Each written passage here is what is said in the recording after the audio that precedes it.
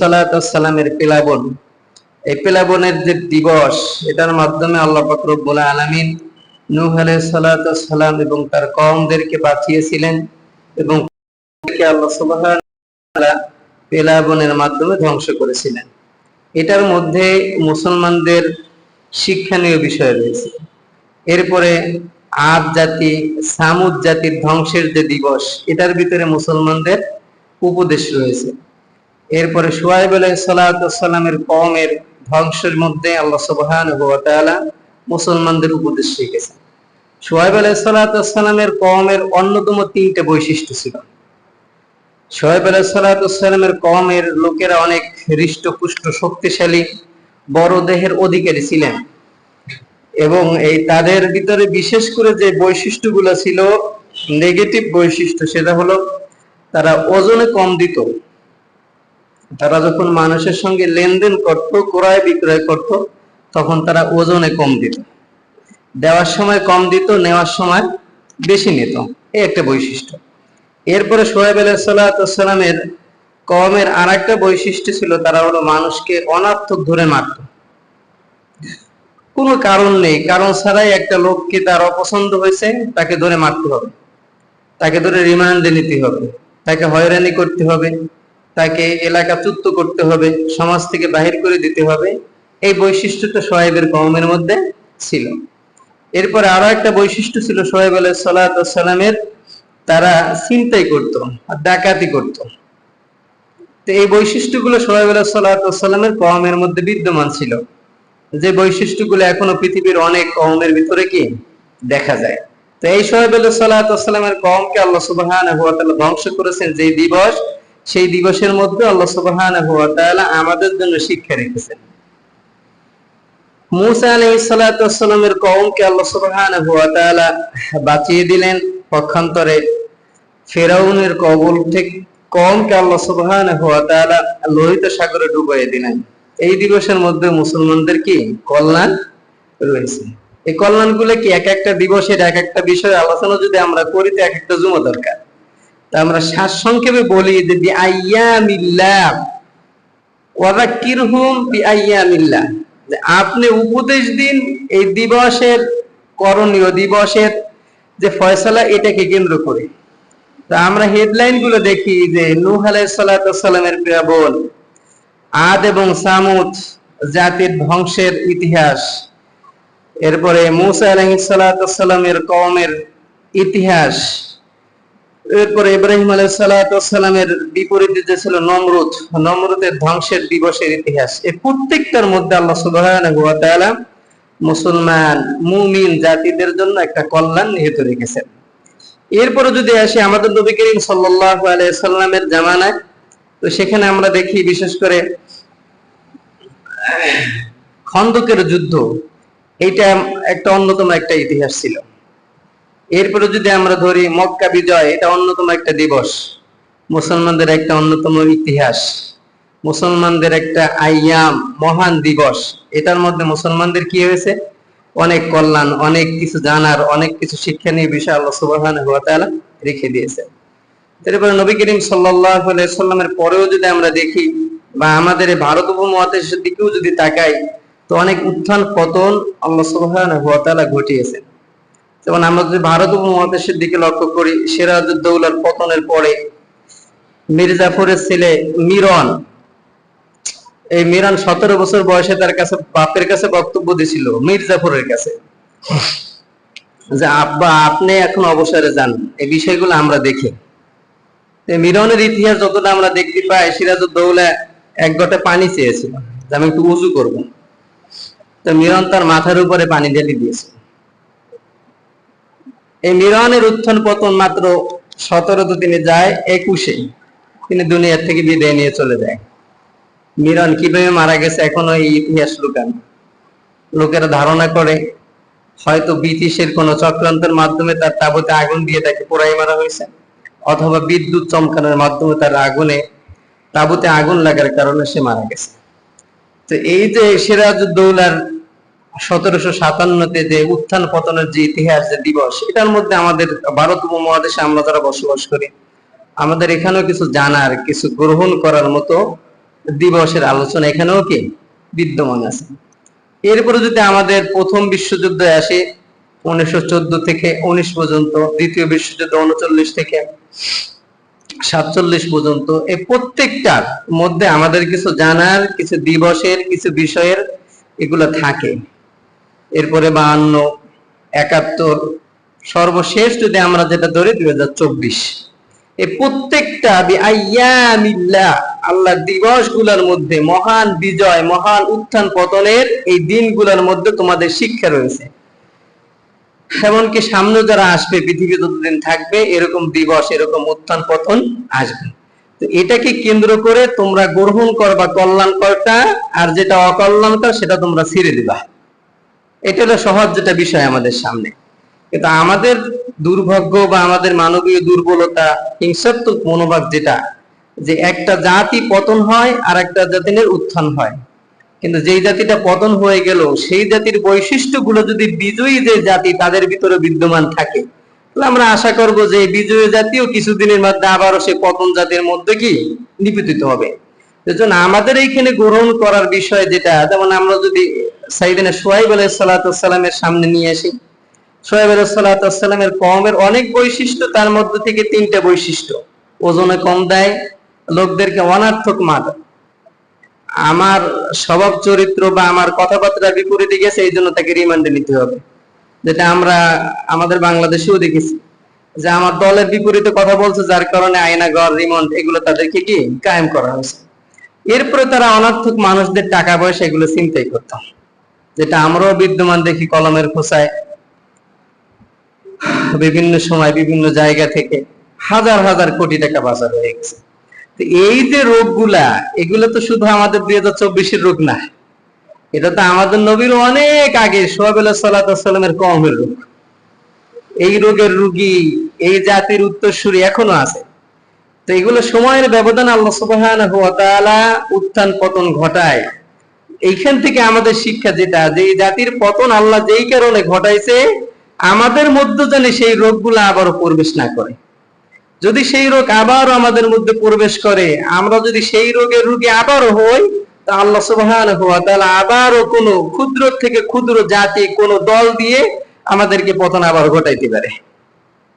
আজকে আমাদের বাক স্বাধীনতা, আমাদের চলাফেরার স্বাধীনতা, আমাদের কথাবার্তার স্বাধীনতা, আমাদের মসজিদগুলোর মেম্বারের স্বাধীনতা, এগুলো কেউ কল্পনাও করে নেই যে ছাত্র ভাইদের মাধ্যমে এত বড় একটা বিজয় চলে আসবে, কল্পনার বাহিরে।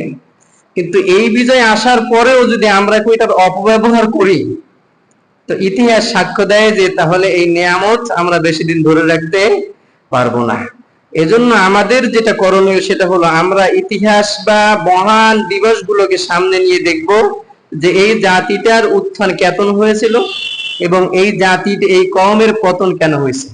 তখন আমি দেখবো যে এই কওমের পতন হয়েছে এই এই এই এই পাপের কারণে। একটা জাতির পতন হয় এই এই পাপের কারণে। আপনার যদি টিকে থাকতে হয়, তাহলে অবশ্যই সেই পাপগুলা থেকে বিরত থেকে নতুন যে কাজগুলো করলে পরে আল্লাহ খুশি সেটা করা দরকার। কিন্তু আপনি সময়ের, যেমন ঝড়ে বাঘ পথ মরে ফইরির কেরামতি পারে, যে কাজটা বর্তমান বাংলাদেশে আমাদের চলতেছে। ঝড়ে বক মারা গেছে, এখন না খায়া ফকির আমরা যারা আছে, আমাদের কেরামতি কি বাইরে গেছে। এটা ঠিক না। আল্লাহর আদালতের জবাবদেহি অবশ্যই অবশ্যই করতে হবে। যে ঝড়ে বক মারা গেছে সে সব দিছে কি আল্লাহ, খেতেছে আল্লাহ। সেই আল্লাহ কিন্তু এই ফকিরেরও চুবাইতে পারে। এই জ্ঞান আমাদের থাকতে হবে। এই জ্ঞান আপনি যদি সামনে না রাখেন, তো আবারও কোনো সব দিয়ে এই ফকির গুলো দেখি আল্লাহ আবারও আল্লাহ সুবহানাহু ওয়া তাআলা বাইর করে দিতে পারেন। এজন্য আমরা যেটা বলি সেটা হলো, আল্লাহ সুবহানাহু ওয়া তাআলা উত্থান পতন এটা ঘটান। আমাদের সামনে একেবারে নখ দর্পণে যেটা রাখবো যে কেন উত্থান হলো আর কেন পতন হলো। যদি আগেরটা আর পরেরটা যদি বৈশিষ্ট্য সমান সমান থাকে, তাহলে এটা বেশি দিন টিকবে না। পরিবর্তন অবশ্যই কি দরকার। সেজন্য আল্লাহ সুবহানাহু ওয়া তাআলা যে নিয়ামত আমাদেরকে দান করেছেন, এটার যদি স্থায়িত্ব করতে হয় আমাদেরকে, তাহলে জুলুমকে বন্ধ করে দিতে হবে। গত জুমায় আমরা একটা বিষয়ে কথা বলছিলাম জুলুমের ব্যাপারে, যে মানুষের মৌলিক একটা অধিকার, সেটা হলো সে নির্যাতিত হলে তাকে উদ্ধার করতে হবে। আপনি যদি মাজলুম হন, আপনাকে যদি কেউ হতাহত করে, তা আপনি সেটা প্রতিশোধ গ্রহণ করতে পারবেন। এটা একটা মৌলিক অধিকার আপনার। কিন্তু এই হতাহত বা আহত হইলে প্রতিশোধ গ্রহণ করা এটাও মৌলিক অধিকার। মুমিন হিসেবে আমরা যেটা বলবো, এই অধিকারের থেকে ক্ষমা করে দেওয়া এটা আপনার একটা ইমানি অধিকার। কারণ ইমানি অধিকার এবং মৌলিক অধিকারের দুইটাই আপনাকে ইসলাম সাপোর্ট করে। ওয়াইন আকাবতুম ফাআকিবু বিমিসলি মা উকিবতুম বি ওয়ালা ইন সাবারতুম লাহু খায়রুল লিসাবিরিন। আমরা এমন একটা জাতি, এমন একটা কওম, আমরা যখন প্রতিশোধ নিতে যাই তখন ব্যালেন্স ঠিক রেখে সমানে সমান প্রতিশোধ নিতে পারি না। আমাদের প্রতিশোধের মাত্রাটা সর্বদাই এটা বেশি হয়। আল্লাহ সুবহানাহু ওয়া তাআলা বললেন, ওয়াইন আকাবতুম ফাআকিবু বিমিসলি মা উকিবতুম বি। প্রতিশোধ বা শাস্তি যদি তোমাকে গ্রহণ করতে হয় বা দিতে হয়, তাহলে মাসালান বিমাসালিন, সমানে সমান তুমি ব্যালেন্স রেখে প্রতিশোধ নাও। ওয়ালা ইন সাবারতুম লাহু খায়রুল লিসাবিরিন। আর যদি তুমি ধৈর্যশীল হও, ধৈর্য ধারণ করো, তো লাহু খায়রুল লিসাবিরিন, ধৈর্যশীলরাই, ক্ষমাশীলরাই সর্বদা আল্লাহ সুবহানাহু ওয়া তাআলার কাছে কল্যাণকর থাকে। এজন্য আমরা ক্ষমা করার অভ্যাসটা একটু বেশি করব। প্রতিশোধ নীতি গিয়ে যদি আমরা কখনো বেশি নিয়ে যাই, তখন আমরা জালেমের কাতারে পড়ে যাব। আর জালেমদেরকে আল্লাহ সুবহানাহু ওয়া তাআলা কশিন কালেও ক্ষমা করবেন না, যতক্ষণ পর্যন্ত মাজলুম ক্ষমা না করবে। আমি যদি আজকে সকালবেলা সালাতুল ফজর আদায় না করে থাকি, আমি যদি আল্লাহ সুবহানাহু ওয়া তাআলার কাছে ফরিয়াদ করি, আল্লাহ আমার নামাজটা কাজা হয়ে গেছে, তুমি আমারে মাফ করে দাও, বা আপনি কাজা পড়লেন অথবা পড়েনি নেই, আল্লাহর কাছে ফরিয়াদ করলেন, আল্লাহ যদি মাফ করে দেয় আপনাকে, তো এখানে দুনিয়ার কোনো মানুষের কোনো হাত নেই যে আপনার কাছে জবাব দিয়ে যাবে বা আল্লাহর কাছে জবাব দিয়ে যাবে। এটা আল্লাহর সাথে সম্পর্কিত একটা পাপ। আপনি যদি একটু মদ খেয়ে থাকেন, অথবা আপনি যদি একটা বেগানা নারীকে দেখে থাকেন, আল্লাহ দেখতে নিষেধ করছে, আল্লাহ মদ খাইতে নিষেধ করছে, আপনি খেয়েছেন, আল্লাহর কাছে আপনি যদি মাপ চেয়ে নেন, আল্লাহ সুবহানাহু ওয়া তাআলা মাফ করে দিলে আপনি নাজাত প্রাপ্ত। দ্বিতীয় কোনো অপশন আপনার জন্য আর কি থাকবে না। কিন্তু আপনি যদি কাউকে অনার্থক ভাবে একটা চর দিয়ে থাকেন, কারো কাছ থেকে যদি 5,000 টাকা আপনি জুলুম করে নিয়ে থাকেন, অথবা কারো একটা ঘের যদি আপনি অন্যায়ভাবে দখল করে থাকেন, তাহলে এইটার পাপ, এটা আপনি যতক্ষণ পর্যন্ত আল্লাহর কাছে মাপ চান, আল্লাহ সুবহানাহু ওয়া তাআলা মাফ করবেন ওই সময়, যতক্ষণ যেই সময় আপনার এই মাজলুম ব্যক্তি আপনাকে মাফ করে দেবে, তখন আল্লাহ মাফ করবে। কিয়ামতের মাঠে বিচারের কাঠগড়ায় এই জালেম, এই জুলুমের বিচারটা সবথেকে করা হবে। যেটা আমরা বলি বা আমরা জানি যে একটা শিংওয়ালা গরু, একটা যদি শিং ছাড়া গরুকে একটা গুঁতো মারে, কিয়ামতের মাঠে আল্লাহ সুবহানাহু ওয়া তাআলা দরবারে যদি এই শিংবিহীন গরুটা বিচার চায়, আল্লাহ পাক রব্বুল আলামিন তাকে একটা শিং দান করবেন, সে একটা গুঁতো মারবে, তার বিচারটা শেষ। আল্লাহ পাক রব্বুল আলামিন মানব এবং জিন জাতিরকে ইবাদত দেবেন, তাদের থেকে বিচার নেবেন, এমনকি মাখলুকের বিচারটাও যদি তারা দাবি করে, সেটাও আল্লাহ করবেন, কারণ এটা জুলুমের সাথে সম্পর্কিত। এজন্য আমরা সর্বদা জুলুমের থেকে বের হয়ে থাকবো। আমার কথাবার্তায়, আমার লেনদেনে, আমার ওঠা বসায়, আমার এই সুযোগে জানি আমি কারোর উপর জুলুম না করি। ভাই, যদি আমি সেই জুলুমই করে থাকি, তাহলে যারা চলে গেছে তাদের সাথে আমার পার্থক্যটা কি? যারা চলে গেছে তাদের সাথে আমার পার্থক্যটা কি যদি আমি এখনো সেই জুলুম করি? আমার ইমানের দাবিতে আমাকে জুলুমের থেকে বের হয়ে আসতে হবে। জুলুমের প্রতিশোধ যদি আপনার নিতে হয়, তো আপনি ব্যালেন্স ঠিক রেখে রেখেন, ইসলাম আপনাকে বলে। আর যদি জুলুম আপনি ক্ষমা করে দেন, আল্লাহ রাসূল সাল্লাল্লাহু আলাইহি সাল্লামের সুন্নাহ, তিনি সুযোগ থাকা সত্ত্বেও মক্কা বিজয়ের পরে মুশরিকদেরকে ক্ষমা করে দিয়েছেন। সাইয়েদনা ইউসুফ আলাইহিস সালাতু ওয়াস সালামকে কতটা নির্যাতন করছে, কুকুর ভিতরে নিক্ষেপ করছে, তারপরেও তাকে যখন মিশরের গভর্নর হন, খাদ্য মন্ত্রী হন, বাইরে সামনে গিয়ে উপস্থিত হয়েছে, প্রতিশোধ নেওয়ার সুবর্ণ সুযোগ থাকা সত্ত্বেও তিনি বলতেছেন, লা তাসরিবা আলাইকুমুল ইয়াউম, আজকে তোমাদের উপর আমার কোনো ক্ষোভ নেই, তোমাদেরকে আমি ক্ষমা করে দিলাম।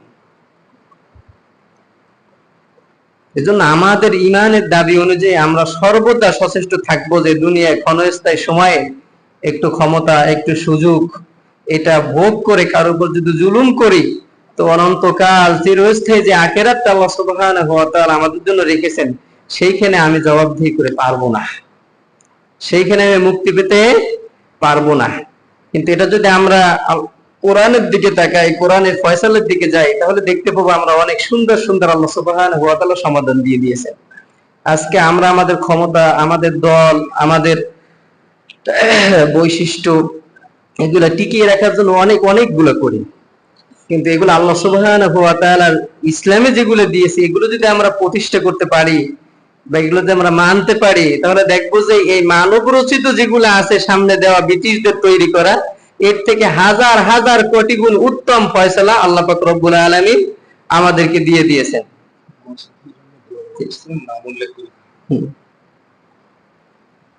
আপনারা জানেন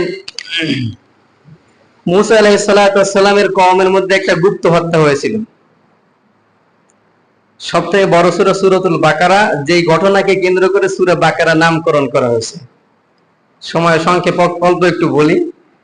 মুসা আলাইহিস সালাতু ওয়াস সালাম যখন কওমের মধ্যে ছিলেন, তখন তার কওমের ভিতর থেকে এক ভাতিজা দুইটা রেওয়াজ আসছে। তার চাচার একটা সুন্দরী মেয়ে ছিল, এটিকে বিবাহ করবে, চাচা তার সঙ্গে দিবে না, অথবা চাচার অনেক সম্পদ ছিল, কোনো সন্তান ছিল না, এটা ভোগ করার জন্য এই ভাতিজা তার চাচাকে খুন করে অন্য একটা গ্রামে গিয়ে রেখে আসে। তখন এই গ্রামের লোকজন কিছুই জানে না যে এই লোকটাকে কে খুন করছে। তখন মুসা আলাইহিস সালাতু ওয়াস সালামের কাছে যখন যায়, তখন মুসা আলাইহিস সালাতু ওয়াস সালাম আল্লাহর দরবারে ফরিয়াদ করার পর আল্লাহ পাক রব্বুল আলামিন বললেন, তোমরা একটা গরু জবাই করো, গরু জবাই করার পরে এক টুকরো গোশত মৃত ব্যক্তির গায়ে লাগাও, সে তোমাদেরকে বলে দেবে যে কে তাকে হত্যা করছে। লম্বা কাহিনী। একটা পর্যায়ে গরু তারা ক্রয় করার পরে একটা গোশের টুকরা মৃত ব্যক্তির গায়ে যখন লাগাইলো, তখন বললো আমাকে হত্যা করছে আমার চাচা, আমার ভাতিজা। তখন বিষয়টা ফয়সালা হয়ে গেল। তো এই যে একটা গুপ্ত হত্যা, এইখানে হত্যা করলো আর নিহত ব্যক্তিরে নিয়ে রাখলো, মনে করেন আমাদের জয় গেছে অন্য একটা গ্রামে, অর্থাৎ ওই গ্রামবাসীর উপরে এই রক্তপণ বা বিলাত মানি আমরা যেটা বলি, এটা ধার্য করলো ভাতিজা। তো নবী ছিল বিদায় মুজিজা ছিল, আল্লাহ কোরআনের বিধান বা নবীকে জানিয়ে দিয়েছেন বিদায় বিষয়টা ফয়সালা করে দিয়েছে। তো আমরা যদি আমাদের এই গুপ্ত হত্যা, এই যেগুলো আমাদের আয়না ঘর সহভবন দিয়ে চলছে, এটাকে যদি আমরা সামনে নিয়ে আসি, ইসলামের যে ফয়সালা গুলা, এগুলা আসলে আমরা ইসলাম যেটা দেখছি সেটা তো আমাদের পোশাকে, আমাদের দাড়িতে, আমাদের জিলাফির ভিতরে আমরা ইসলাম যেটা খুঁজে পাইছি। কিন্তু প্রকৃত ইসলামের যে বিধানগুলা, এই গুপ্ত হত্যা, এগুলো যদি আমরা দেখি, তো যে কোনো একজন জ্ঞানী মানুষ সে বলবে যে এটাই কল্যাণকর। কারণ কোরআনে আল্লাহ পাক রব্বুল আলামিন ওয়ালাকুম ফিল হায়াতি কিসাস ইয়া উলিল আলবাব, যে জ্ঞানীদের জন্য কিসাসের মধ্যে আল্লাহ সুবহানাহু ওয়া তাআলা জীবন রেখেছেন। তাওরাত, জাবুর, ইনজিল, কোরআন, এই চারটা কিতাবই কিসাসের সুন্দর একটা উপমা, এই গুপ্ত হত্যার একটা ফয়সালা আল্লাহ সুবহানাহু ওয়া তাআলা দিয়ে দিয়েছেন। সেটা কেমন? যদি কোনো একটা লোক মারা যায় কোনো একটা গ্রামের মধ্যে, তো এই লোকটাকে হত্যাকারী ব্যক্তিকে যদি শনাক্ত করা না যায়, তো সেক্ষেত্রে কি করবে? অথবা এমন একটা জায়গায় মারা গেছে, সেটা আশেপাশে কোনো লোক নাই, তো এই লোকটার ব্যাপারে কি হবে? এরকম প্রত্যেকটা সেক্টরে কোরআন আপনাকে জানিয়ে দিয়েছেন, ইসলাম তার ফয়সালা দিয়ে দিয়েছেন। আরো যদি একটু প্রথম দিকে আমরা যাই, যে ইসলামের যে ব্যবস্থা, সেটা হলো আপনার একজন কাজী থাকে, যে কাজীটা ইমামতির দায়িত্ব পালন করে। অর্থাৎ আপনার এলাকার কেন্দ্রীয় যে মসজিদ থাকবে, সেই মসজিদের ইমাম সাহেব, তিনি একে তো ইমামতির দায়িত্ব পালন করেন, নেতৃত্ব দেবেন, এবং সে রাষ্ট্রীয় অর্থাৎ এলাকার ইমাম হিসেবে তিনি কাজী বিচারকের দায়িত্ব কি পালন করবে। তো সেক্ষেত্রে সহজ যে বিষয়গুলো হয়, একটা হত্যা যদি এইখানে সংগঠিত হয়, তো সেক্ষেত্রে আমি এখানে বসবাস করি, আমার মুসল্লিরা এখানে বসবাস করে, তাহলে এই কাজটা কে করছে? কেউ না কেউ তো দেখবে, কেউ না কেউ কি দেখবে, বা একটু কুলু তারা পাবে, যার কারণে এইটার সহজ একটা সমাধান তারা বের করতে পারে। এই জন্য ইসলাম আপনাকে বলে যে যদি কোনো গ্রামে, যদি কখনো গুপ্ত হত্যা হয়, সেক্ষেত্রে সেই জায়গার যে কাজী থাকে, যে বিচারক থাকে, তার মাধ্যমে এই ফয়সালাটা নিতে হয়, সে সহলে ফয়সালাটা বের করতে পারবে। আর একান্ত ভাবে যদি সে ফয়সালা বের করতে না পারে, তাহলে কাজী গিয়ে সেই এলাকার মধ্যে 50 জন লোকদের কাছ থেকে এভাবে সত্যায়ন নেবে। বাদামতলা মাঠের পাশে যদি একটা গুপ্ত হত্যা হয়, একটা লাশ পাওয়া যায়, এখানে কাজী গিয়ে বলবে 50 জন জ্ঞানী গুণী মানুষের কাছে যে আপনি বলেন আল্লাহর কসম আমি এই খুনের ব্যাপারে কিছু জানি না। এরকম 1-2 করে 50 জন লোক যদি সাক্ষ্য দেয় যে এই খুনের ব্যাপারে এরা কিছুই কি জানে না, সেক্ষেত্রে কাজী রায় দিয়ে দেবে যে আসলে এই গ্রামের লোকজন জানে না, তবে যেহেতু এই গ্রামের লোকটা নিহত হয়েছে, তার একটা বিলাত মানি দরকার, যাতে করে এই গ্রামের মধ্যে আর এরকম খুন সংগঠিত না হয়। অতএব আপনাদেরকে 50টা তৎকালীন সময়ে 50টা গরু অথবা 2000 ছাগল অথবা 100টা উট, এই যে বিধান আল্লাহ দিয়ে দিয়েছেন, এই গ্রামবাসীর মধ্য থেকে নিয়ে কাজী সেই নিহত ব্যক্তির পরিবারকে দিয়ে দেবে। এরকম একটা বিধান আল্লাহ সুবহানাহু ওয়া তাআলা কোরআনে দিয়ে দিয়েছেন। তো এই বিধানগুলো যদি আমরা সমাজের মধ্যে একটা সময় প্রতিষ্ঠা করতে পারি, তাহলে দেখা যাবে যে একটা জায়গায় যদি মারামারি বা একটা ফাসাদের সৃষ্টি হয়, তো বর্তমানে যেরকম আমরা হাত গুটিয়ে বসে থাকি, ওইখানে গ্যাঞ্জাম হয়েছে, আপনি লেজুর গুটে এই পাশে চলে যান, এটা যাওয়া লাগবে না। কারণ আপনার মনে একটা ধান্দা থাকবে, ওখানে যদি একটা লোক মারা যায় আর এই জবাবদেহি যদি আমরা করতে না পারি, তাহলে গ্রামবাসীর পক্ষ থেকে 100টা গরুর সমমূল্য এই পরিবারকে দেওয়া লাগবে। অতএব আমারও কি দেওয়া লাগবে। এই জবাবদেহি যখন আপনার থাকবে, তখন আপনি এটা প্রতিহত করতে যাবেন। আমর বিল মারুফ নাহি আনিল মুনকারের আদেশ আপনি এখানে দৌড়ে যাবেন। আর যখন এটা না থাকবে, যেমন 1830-এ আমাদের ব্রিটিশরা আমাদের এই যে কাজীর যে আইন সমাজে প্রয়োগ যেটা ছিল, এইটাকে বাতিল ঘোষণা করে 1830-এ। 1860 সালে গিয়ে এটা রাষ্ট্রীয়ভাবে কাজীদেরকে উৎখাত করে দেয় যে কাজীরা কোনো বিচার ফয়সালা করতে পারবে না। 1860-এর পরের থেকে নিয়ে 2024 পর্যন্ত ব্রিটিশদের দেখানো যে তরিকা, আমাদের ফৌজদারি মামলা যেটা আছে আদালতের মাধ্যমে, জজ সাহেব বিচার করে কার কথার ভিত্তিতে? উকিলের কথার ভিত্তিতে। উকিল কোন কথাগুলো বলে, তার ভুক্তভোগী অথবা দুই গ্রুপের মধ্যে থেকে যারা টাকা পয়সা বেশি দেয়, যার গলায় জোর বেশি, যার ক্ষমতায় জোর বেশি, মিথ্যা সত্য বানাইয়ে একটা বিচার তিনি করে দেয়। সারসংক্ষেপ তো এইটা নাকি? অথচ ইসলামের সৌন্দর্যটা যদি আপনি দেখেন বা বুঝতে চান, দেখেন এই ক্ষেত্রে যে একটা লোক যদি মারা যায়, তার পরিবার যদি শনাক্ত হয়, তবে 100 উট অথবা 100 গরুর সমমূল্য তাকে ব্ল্যাকমেল দিতে হবে। আপনি বলেন যে 100 গরু স্বাভাবিকভাবে বর্তমান আমাদের মাঝারি সাইজের যে গরুগুলা, তাও তো 80,000 1 লক্ষ টাকা দাম একটা গরু। 100 গরু মানে 1 কোটি টাকা। তা আপনি কি 1 কোটি টাকার বিনিময়ে বা আপনার এতটা টাকা আছে, আপনি লুকুন করতে যাবেন কিভাবে? এই সারসংক্ষেপ যেটা বলার চেষ্টা করতেছি সেটা হলো এই যে গুপ্ত হত্যাগুলা, মারামারি, হানাহানি গুলা, এগুলা আমরা যদি ইসলামের সৌন্দর্যের দিকে তাকাই বা এটাকে যদি আমরা আমল করতে পারি বা প্রতিষ্ঠা করতে পারি, তাহলে আমাদের সমাজ থেকে দূর করা খুবই সহজ বিষয়, তাই না? আর এগুলা আমরা যদি শুধু আলোচনাই করি বা মনের ভিতরে শব্দ থাকে আর রাইখে দিই, তাহলে এগুলা আমরা তো কোনোদিন প্রতিষ্ঠা করতে পারবো না, দেখেও যেতে পারবো না। এজন্য যুগে যুগে বা একটা সময় সুযোগ আসে মানুষের, সেই সুযোগটা আমাদের কাজে লাগানো দরকার। স্বাধীনতার পরের থেকে নিয়ে এই পর্যন্ত আমরা যাদেরকে পালা বদল করে সংসদ ভবনের দায়িত্ব দিয়েছি, সময়ের ব্যবধানে তারাই সংসদে গিয়ে মদের লাইসেন্স পাস করছে, তারাই প্রত্যেকটা জেলায় পতিতালার লাইসেন্স দিয়েছে, তারাই প্রত্যেকটা জেলায় সুদের এনজিওর লাইসেন্স কি দিয়েছে। এই জন্য আপনার বিবেক, আপনার বুদ্ধি সব আছে, যাদেরকে আপনি পালা বদল করে মুদ্রার এপিট ওপিট করে আপনি উঠান, তারাই আপনার ইসলামের দুশ্মনী করছে। আপনার বিবেকের কাছে প্রশ্ন করে, হয়তোবা আপনি ওখানে যান, যদি যান তো ন্যায্যভাবে গিয়ে আপনি কিছু বলেন, অথবা আপনি পারেন না, আপনি চুপ করে বসে থাকেন। তুমি যার ব্যাপারে সামান্য সমর্থন করবে, শাফা সুপারিশ করবে, তার একটা অংশ তোমার আমলনামায় তুমি পাবে।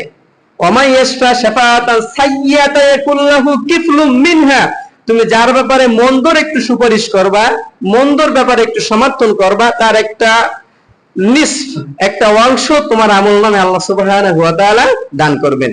এজন্য কিয়ামতের মাঠে দেখা যাবে যে একটা লোক জিন্দেগিতে খুন করেনি, অথচ তার আমলনামায় খুনের মামলা। একটা লোক জীবনেও কারো দিকে 5টা টাকা চাঁদাবাজি করে নেই, তারপরে কিয়ামতের মাঠে গিয়ে দেখবে তার আমলনামায় চাঁদাবাজির বড় আকারের মামলা দেওয়া। কেন? বলে তুমি সমর্থন করে রিয়াজুল হুজুরের ক্ষমতায় উঠাইছিলে, রিয়াজুল হুজুর ক্ষমতায় যাওয়ার পর অমুক অমুকের কাছ থেকে চাঁদাবাজি করে কোটি কোটি টাকা নিয়ে ইন্ডিয়া গিয়ে পলাইছে, তোমার সমর্থনে এই কাজটা করছে। অতএব আজকে রিয়াজুল হুজুর একা আসামি না, তুমিও আসামি।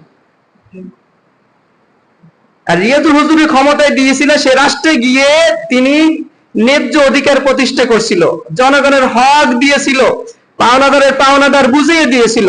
অতএব তুমি কোনোদিন মাঠে নামো নেই, কোনোদিন পাওনাদারের পাওনা দাও নেই, তারপরও ন্যায় প্রতিষ্ঠা করার কারণে তোমার পাহা সমতুল্য ন্যায়ের নেকি তুমি নিয়ে জান্নাতে চলে যাও।